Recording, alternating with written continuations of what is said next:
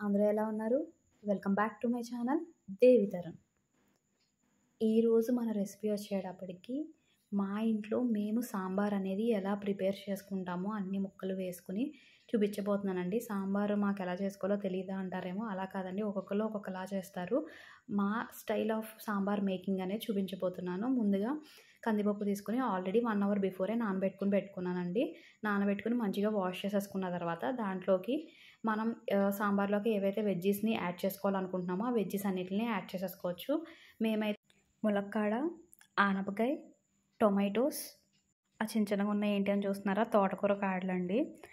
తోటకూర కాడలు, పచ్చిమిరపకాయలు, ఉల్లిపాయ, మేమైతే ఈ వెజ్జీస్ అన్నిటిని యాడ్ చేసుకున్నామండి. ఈ వెజ్జీస్ అన్నిటిని యాడ్ చేసుకున్న తర్వాత కుక్కర్ మూత పెట్టేసి 3 విజిల్స్ రానిస్తే సరిపోతుందండి. ఇలా విజిల్స్ వచ్చేసిన తర్వాత ఒక ప్లేట్లోకి వేసేసుకొని మంచిగా హీట్ అనేది పోయిన తర్వాత మనం పప్పుని ముక్కల్ని సపరేట్ చేసేసుకోవాలండి. ఇలా పప్పు అంతటిని మేము మిక్సీ జార్లోకి తీసేసుకుంటున్నాము. మిక్సీ జార్లోకి తీసుకొని మెత్తగా మిక్సీ పట్టుకోవాలి. ముక్కలన్నిటిని సపరేట్ చేసేస్తున్నామండి వేరే దాంట్లోకి. ఇలా మిక్సీ జార్లోకి తీసుకుని ఇలా ముక్కలనేమో సపరేట్గా వేసుకున్నాము. మిక్సీ పట్టుకోవాలండి మెత్తగా ఫైన్ పేస్ట్ లాగా పప్పుని ఇలా ఫైన్ పేస్ట్ చేసుకోవాలి. దాని తర్వాత ఈ ఫైన్ పేస్ట్ మొత్తాన్ని ఆల్రెడీ మన ముక్కలు ఉన్నాయి కదండి, ముక్కల్లోకి యాడ్ చేసేసుకోవాలి. ముందుగానే చింతపండుని నానబెట్టుకుని పెట్టుకున్నామండి. ఆ చింతపండు రసాన్ని కూడా దీంట్లోకి యాడ్ చేసేసుకోవాలి. ఇలా యాడ్ చేసేసుకున్న తర్వాత ఒక్కసారి కలుపుకోవాలండి మొత్తాన్ని. ఆ పప్పుని ముక్కలు ఏవైతే ఉన్నాయో వాటిని చింతపండు రసాన్ని మొత్తాన్ని కలుపుకొని స్టవ్ మీద పెట్టేసుకోవడమేనండి. దీంట్లో కొంచెం ఉప్పు, పసుపు, అలాగే సాంబార్ పౌడర్, చిన్న బెల్లం ముక్క,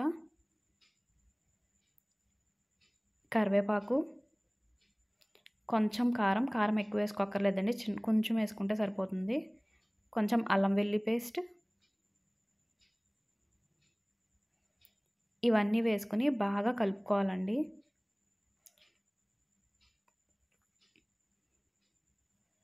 ఇలా మొత్తం అన్నీ మిక్స్ చేసేసిన తర్వాత మూత పెట్టేసుకొని పొంగు రానివ్వాలండి. మనకి సాంబార్ అనేది ఎంత బాగా బాయిల్ అవుతూ ఉంటే అంత టేస్ట్ అనేది వస్తుంది. ఇలా మంచిగా బాయిల్ అవుతూ ఉండాలి. సాంబార్ అనేది మనకి ఇదైతే అయిపోయిందండి. ఈలోపు మనం పోపు వేసుకుందాము. ఒక ప్యాన్ పెట్టుకుని దాంట్లోకి ఆయిల్, గీ యాడ్ చేసుకుని వెల్లుల్లిపాయలు, ఎండుమిర్చి, జీలకర్ర, ఆవాలు, మెంతులు, కరివేపాకు, కొంచెం ఇంగువ యాడ్ చేసుకొని పోపుని మంచిగా ఫ్రై చేసుకోవాలండి.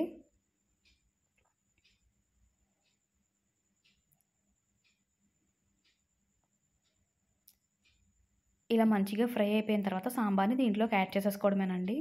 చాలామంది ముక్కల్ని ఫ్రై చేసుకున్న తర్వాత ఈ పప్పు అది ఉడకపెట్టేసుకుని దాన్ని పేస్ట్ కింద చేసుకుని యాడ్ చేసుకుంటారండి. అలా కాకుండా మేమైతే మొత్తం అంతటిని ఫస్ట్ ఉడకబెట్టేసుకున్న తర్వాత సాంబార్ అనేది ఇలా ప్రిపేర్ చేసుకుంటాము. ఇలా ఈ పోపు మొత్తాన్ని ఇలా సాంబార్లోకి యాడ్ చేసుకుని ఒక్కసారి హైలో పెట్టుకొని ఒక 2 మినిట్స్ ఉంచి దింపేసుకుంటే మన టేస్టీ సాంబార్, ఫుల్ ముక్కలతో ఉన్న సాంబార్ అనేది రెడీ అయిపోయిందండి.